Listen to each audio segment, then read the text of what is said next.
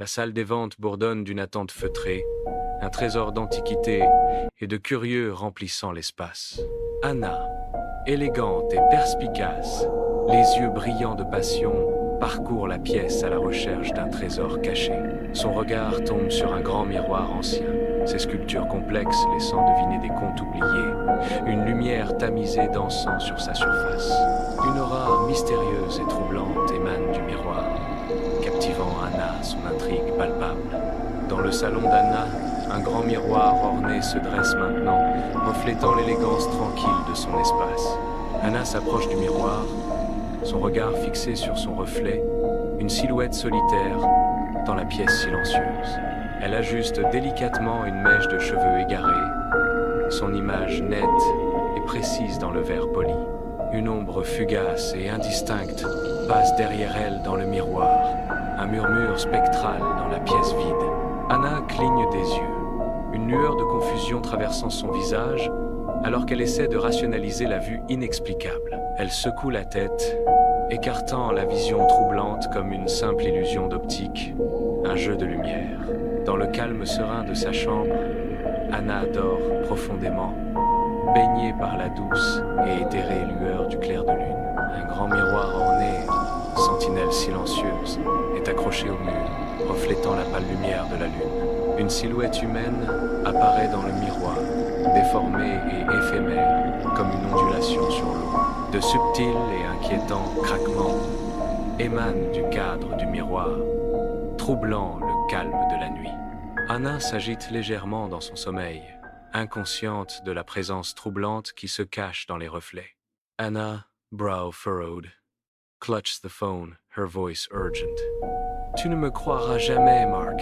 Il se passe des choses étranges ici. » Mark's voice, laced with disbelief, echoes.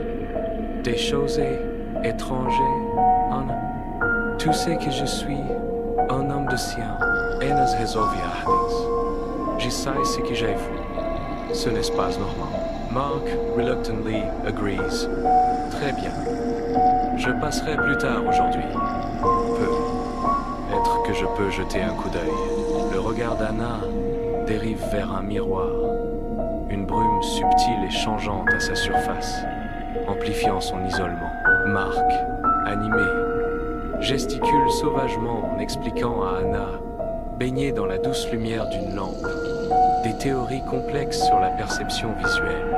Anna écoute, son expression neutre, hochant occasionnellement la tête, tandis qu'un grand miroir orné reflète leur forme. Dans le miroir, le reflet d'Anna sourit, un sourire lent et troublant qui est absolument sinistre, un contraste effrayant avec la vraie Anna.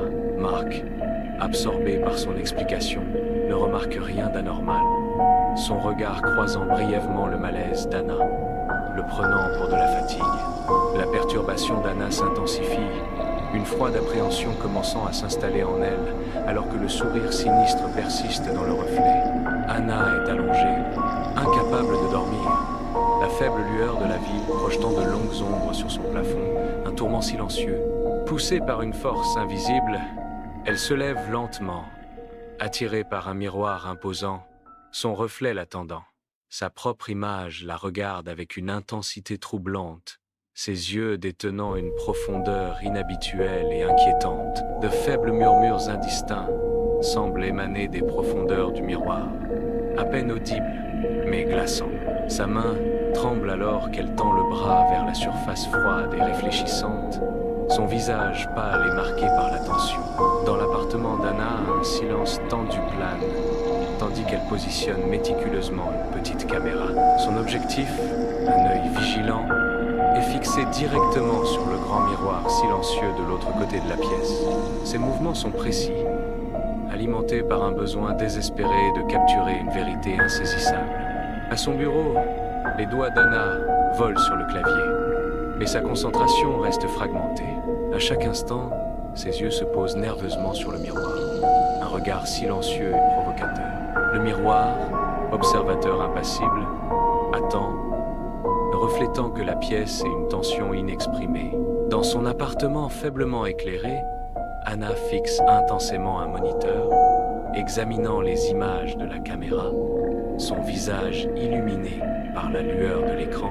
L'écran ne montre rien de remarquable jusqu'à ce qu'une silhouette sombre et floue passe à travers le reflet du miroir. Une anomalie impossible. Curieusement, aucun mouvement correspondant n'est visible dans la pièce réelle. Un paradoxe effrayant qui fait battre le cœur d'Anna. Un cri étouffé s'échappe des lèvres d'Anna, ses mains tremblant de façon incontrôlable alors que la peur la saisit. La preuve indéniable, absolument terrifiante, laisse Anna à bout de souffle, son monde basculant sur son axe. Anna, le visage tiré et les yeux cernés par l'épuisement, s'efforce de recouvrir un grand miroir d'un drap. Ses mouvements sont lents, délibérés, mais le drap lui échappe comme s'il était repoussé par une force invisible. Dans le miroir, le reflet d'Anna est déformé, ses traits tirés et tordus, ses yeux écarquillés de désespoir. Elle se débat avec le tissu, tentant à nouveau de dissimuler la surface réfléchissante, une bataille silencieuse contre un ennemi invisible. Mais le miroir reste obstinément exposé, sa présence sombre et menaçante, refusant d'être cachée à son regard tourmenté. Anna, pressée contre le mur froid, fixe son reflet, les yeux écarquillés de terreur alors que le silence de la pièce l'étouffe. Dans le miroir, le visage d'une vieille femme, marqué par la souffrance, me regarde avec un mélange effrayant de pitié et de possessivité. L'esprit d'Anna vacille, piégé entre le bord de la folie et la dure réalité d'une présence ancienne et malveillante. La faible lumière de la pièce vacille, projetant des ombres dansantes qui semblent se moquer de sa lutte désespérée. L'obscurité descend à mesure que la lumière s'éteint, laissant Anna complètement seule avec la silhouette menaçante dans le miroir.